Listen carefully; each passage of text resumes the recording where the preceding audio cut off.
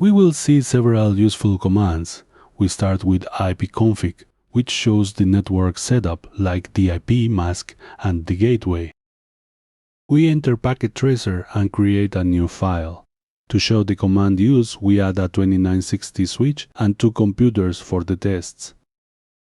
Using a straight-through cable, we connect PC0 to the switch, then PC1 to the switch. We align the elements to look neat. We enter the PC0 setup. We enter a static IP address starting with 192, ending with 10, and using a 24 mask. We enter the PC1 setup. We enter a static IP address starting with 192, ending with 20, and using a 24 mask.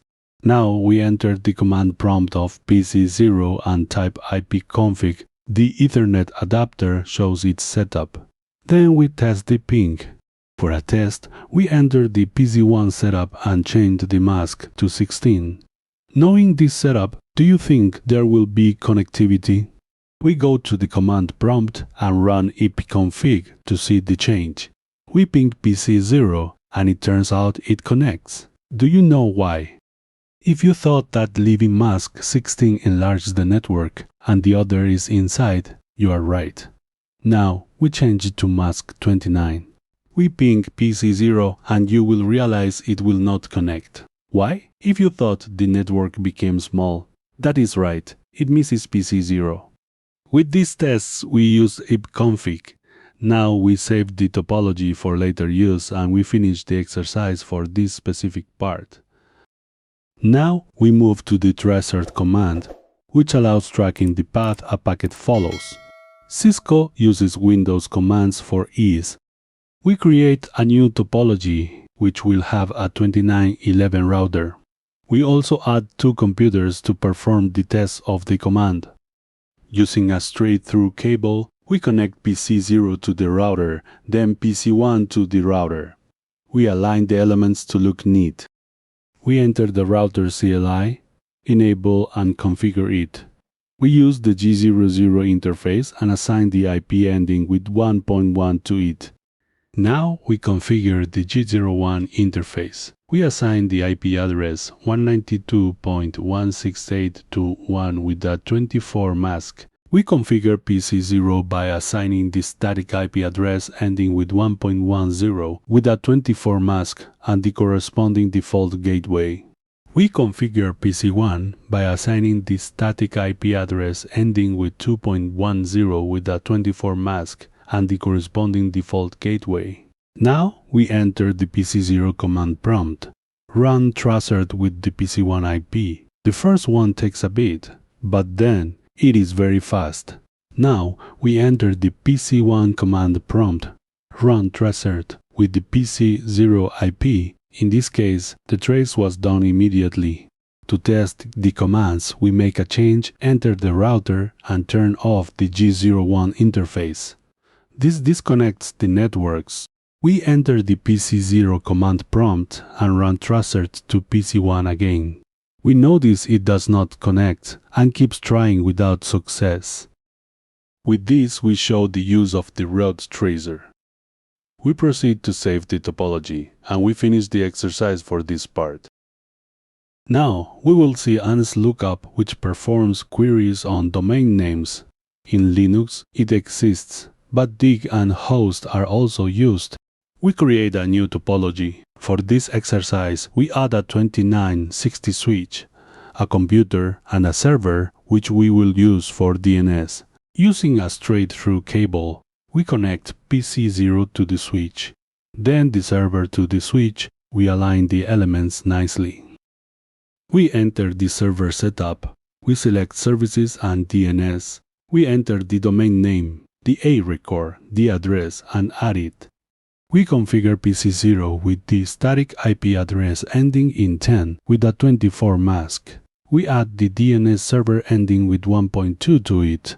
We enter the command prompt of PC0 and test nslookup of test.com, which does not connect. Do you know the reason? If you thought we did not turn on the DNS service, you are right. We enter the server setup and turn on the DNS service. Even though the service is on, the connection is not made. What else needs to be configured in this specific network? If you thought the topology is very simple and we did not include a router or DHCP, you are right. Add the IP to the interface. We enter the PC0 command prompt again. And before doing nslookup, we ping the IP address which connects correctly. So now we try to do nslookup of the IP ending in 2. Now it gives us a result. It indicates the correct name and address.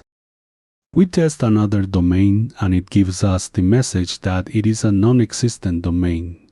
Now we change the DNS for PC0. We perform a test with a ping to the DNS and it connects, but when we do an nslookup of test, it fails. The timeout expires. With these cases, we tested the nslookup command. Now we save the topology and we finish the exercise for this part. Now we will deal with the netstat command, which shows a list of computer connections. In Linux, SS is used instead. For this exercise, we will reuse the topology from the previous exercise. We save with the new name to differentiate them. We enter the server setup, then services and DNS. We delete and disable the service.